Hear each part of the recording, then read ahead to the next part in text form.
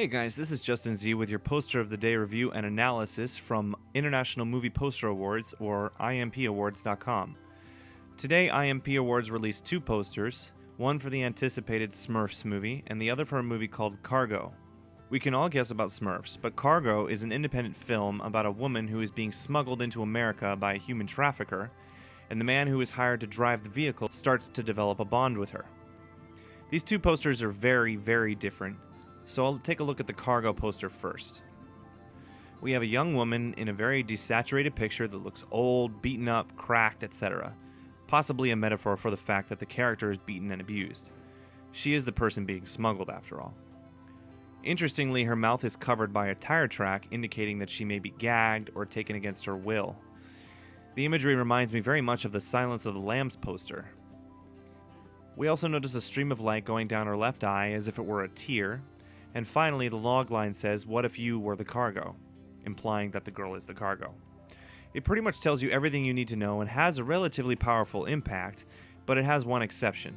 These pictures on the right side that show a van, three men, and supposedly the same girl who looks like she's in distress. To me, these pictures are really unnecessary for two reasons. The first is they distract. I love symmetry in posters, and these pictures take away from that. The second is that they give away some of the story. The van is obviously the vehicle she's transported in. The cop implies authorities get involved. The pensive face on the bearded man implies he's the good guy. And the dramatically lit guy above the girl in distress implies he's the bad guy. So I feel that the pictures on the side are unnecessary, but otherwise it's a really good poster. So now on to Smurfs. I really don't care either way about this movie because I grew up just as Smurfs were being phased out.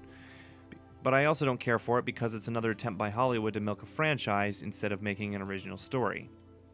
But I do have to say that I like this poster. I love how the Smurfs completely crowd the poster as if they were forcibly trying to get your attention.